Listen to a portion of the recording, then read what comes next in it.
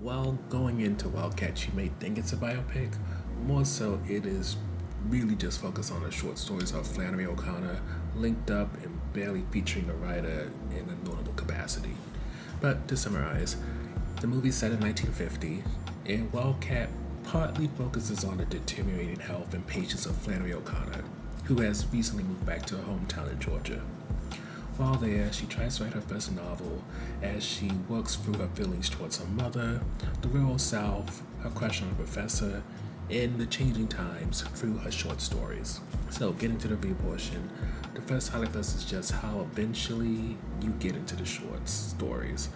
For initially, I have to admit, it can be difficult to get into them as you see Maya Hawke and Laura Linney play the most random of characters. However, as it becomes clear that these stories and characters are how Flannery sees and processes the people in her life, you get it. They present a harsh reality that is of the rural South, especially when it comes to the changing rights and feelings of Black Americans, Flannery's relationships, or lack thereof, with men, and of course the relationship with her mother, which is not always cuddles and welcome conversation, but there's still some type of love there. And I even say there comes a point where you'll be far more interested and invested in Flannery's stories than what little you are presenting of her life. But one of the main aspects of her life that is made very clear and something that you can get into, especially because the short stories help, is Flannery's relationship with her mom. Now, from the start, it's very clear that Flannery may have a Southern Catholic upbringing, and thus she adheres to some cultural norms, but there's a growing rift between her and her mom in terms of different things that are happening in the world at large, especially outside of the rural area they come from. Getting to the second highlight, even though we don't learn much about Flannery as an individual, we do learn a lot about her relationship with her mother. For in some ways you see that there is an influence where even though Flannery is a bit more liberal than her mother, she still has a Southern Catholic upbringing, so she still adheres to some cultural norms. But for the one she doesn't, it kind of creates a rift between her and her mom.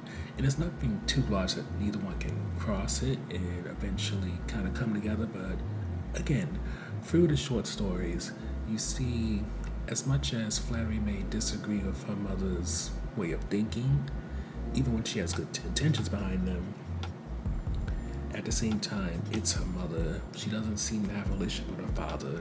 Her relationship with her aunt is probably even worse. And also, as shown, Flannery doesn't really have friends or relationships. So, her mom is technically her everything. So, you can see she sometimes finds herself forced to compromise beyond the realm of that's my mother, since it's also one of her caretakers. It's also the only person around who she can maybe have a conversation with, even if it gets kind of contentious because it gets unpleasant. So it's a weird give and take that as you see the different shorts, you see how complicated it is, yet at the same time necessary not just for Flannery, whose health is deteriorating, but also for her mother, Regina, who needs someone to kind of open her eyes to a world and a way of thinking beyond what most of the area provides her. Which leads us to the on-the-fence topic, and that's just after a certain point, it feels that the short stories are competing with O'Connor's story rather than complementing it and kind of informing you in a way that is indirect in some way. For as you start to really get used to the zaniness of the characters that O'Connor makes, whether they're based on her, her mom, the situation, etc., it makes it so that you kind of lose interest in O'Connor as a person. And granted, maybe that was the point, but maybe the point was for you to get to know the author through her work rather than her talking about herself or having opinions on her based off of the people that were in her life. But I don't know, sometimes it can feel like they didn't really want to do a movie on O'Connor, the person. Instead, they just wanted to do stuff solely based on her work. But maybe a producer, the distributor, whoever decided, yeah, that's not going to work for me. I need you to really utilize the name. And so they just kind of shoehorned Flannery into all this so that they can say that, hey, she is focused. Maybe you can even throw in a little idea, maybe tease idea it might be a biopic, when really it's barely that at all.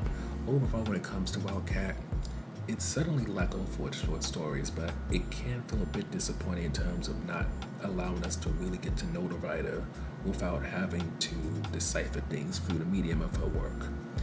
And while you do learn that she was religious, had lupus, was Southern, and little things like that, you don't really get to know the woman. And if you was looking to not just know about the work but also the person, that can make Wildcat overall very frustrating.